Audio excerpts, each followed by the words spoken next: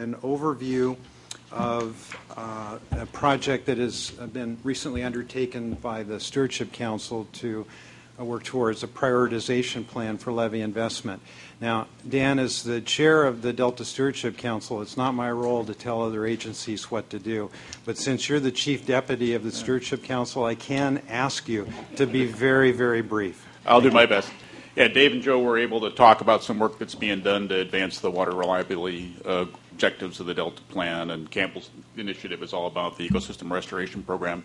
It's the levees of the Delta that actually create the place where people live and work down there. One of the things that the Reform Act requires is that the Delta Plan include priorities for state investment in the Delta levees that would be developed in cooperation with the flood board. And it's no secret why. There's 100,000 residents and 740,000 acres of land in the 100-year floodplain in the Delta, farms, homes, 3 interstates, 3 state highways, railroads, electric, gas, petroleum transmission lines, state and federal water systems. They all depend on the Delta's levees, but it's not in the best shape. About a third of the Delta's land is protected by levees that would meet the PL 8499 standards that the Corps of Engineers has established. But half of the Delta's land doesn't even meet the old FEMA standards for the Hazard Mitigation Plan guidelines. So the levees are not in the best shape. DWR's had a great program that's provided very helpful and generous support. Over $700 million of state general obligation bonds and other general fund dollars have been invested in Delta levee maintenance improvement since the DWR's program was created in the 70s, and there's no other region of the state that gets such generous support for its flood control facilities. For urban areas, of course, the state plan of flood control calls for us to get 200-year levels of protection for those areas. Most of the RDs in the Delta, the reclamation districts, and the old CalFed program called for bringing all the levees up to the Corps' PL 8499 standard, and that was a recommendation of the Delta Protection Commission too.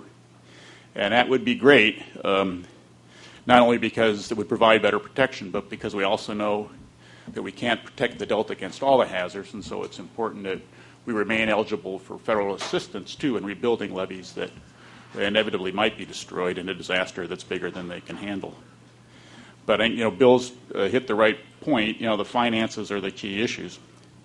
The cost of improving to the levees to the standards that the local agencies seek, including providing higher levels of protection for urban areas, and continue to maintain these levees and those that maintain the habitats in Sassoon Marsh would be extraordinary.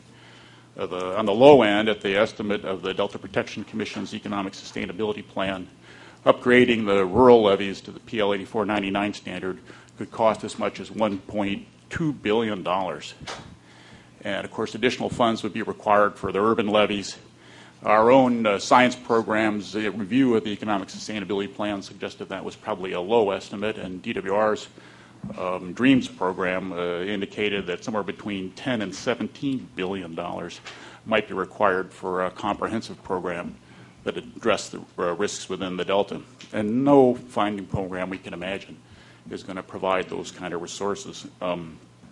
So that's why the Reform Act tasked us with putting together a realistic framework for guiding state investments in the levees. We've made too many promises we can't keep in the past, and I think one thing we're trying to avoid is repeating that again. The plan we adopted last year has some interim guidelines, but the Water Action Plan tasks us with updating those, and we're in the process of beginning that now. DWR has generously provided us support to initiate this work. And over the next couple of years, we'll be working together with the agencies in this room, in particular with the Protection Commission and the Flood Board, compile information on the island's assets. Most of that's already been gathered in other studies. We don't have to reinvent that wheel, to identify the state interests in the levee system and to rank islands according to the state's interest in their protection. Some are clearly more important state interests than others. We'll be recommending levels of protection that reflect the land uses and assets on each island, and working together with the DPC, which is studying this Delta Risk Assessment District, so that the district would then be able to raise funds from other beneficiaries that benefit from the Delta's levies. We'll be recommending a cost allocation for levy improvements and then evaluating and reporting on environmental effects. We hope that you all will be able to participate with us in a couple different ways. We're reviewing of these proposals right now. We're going to be recruiting staff from your agencies to serve on technical and policy work groups. We're hoping we can have not just the levy and risk assessment experts from DWR and the Flood Board and the Corps and FEMA, but also folks who understand the levee's role in the water project operations, fisheries and water quality biologists, specialists. We're going to be looking to help from the Delta Protection Commission to engage reclamation districts who are represented on its board. And we also want to be talking with disaster response and recovery experts, both in local agencies and the Corps and FEMA and the Department of Agriculture. And then we'll want to make sure we've got policy connections to leaders at the top of your agencies as well, to make sure that we're not just getting these technically right, but we're moving in a direction that makes sense for the state and the nation. So I just wanted to make sure you all are aware of that. It's work we've got underway now. I think it touches all of our interests, and it's one of the key kinds of ways we could be working together more effectively. Thanks. Dan, thank you for that update. We wanted to make sure that you were all aware of this process that we're legally required to embark upon, and we are doing so with enthusiasm, and hopefully it will achieve beneficial results. Joining us recently, Secretary of California Department of Food and Agriculture Secretary Karen Ross, welcome. And Regional Administrator of NOAA Fisheries, Will Stell, thank you for flying in this morning from Seattle, I believe. Welcome.